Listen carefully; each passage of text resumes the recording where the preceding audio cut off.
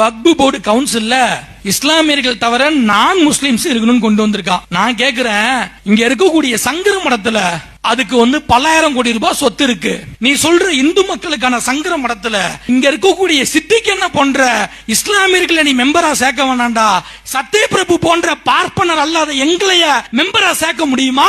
எப்படி இன்னைக்கு என் தாத்தன் பாட்டன் பூட்டன் எங்களினுடைய முன்னோர்கள் எப்படி கஷ்டப்பட்டு கட்டினாங்களோ அதுல அவன் உள்ள உட்காந்துக்கிட்டு 2 சொம்பு தண்ணியை தெளிச்சு விட்டு நீ எல்லாம் உள்ள வந்தா தீட்டுடான்னு எப்படி எங்களுடைய மொத்த சொத்துக்களையும் வருமானத்தையும் தங்களுடைய கட்டுக்குள்ள வச்சிருக்கானுங்களோ அது போல இங்க இருக்கக்கூடிய இஸ்லாமிய மக்களினுடைய சொத்துக்களை கையகப்படுத்தி இஸ்லாமிய மக்களை பொருளாதார ரீதியாக வெறுமையானவர்களாக ஆக்கி இஸ்லாமிய மக்களை கட்டுப்படுத்தணுங்கிற நோக்கத்தோட கொண்டுட்டு வந்திருக்கக்கூடிய சட்டம் தான் இந்த சட்டம்.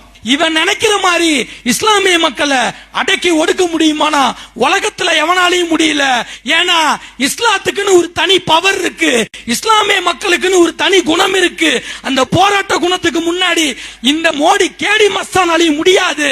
அப்ப இந்த சட்டத்துக்கு எதிராக சாதி மதத்தை கடந்து நாமெல்லாம் ஒன்னு சேர்ந்து தேவைப்பட்டா நாங்க அல்லாஹு அக்பர்னு சொல்லுவோம், வெற்றிவேல் முருகனுக்கு அரோகரான்னு சொல்லுவோம், ஜெய் பீம்னு சொல்லுவோம். ஒற்றுமையா நாம நின்னு போராடினால் மட்டும்தான் பாஜகவை தமிழ்நாட்டில இருந்து ஓட ஓட விரட்ட முடியும்னு சொல்றேன்.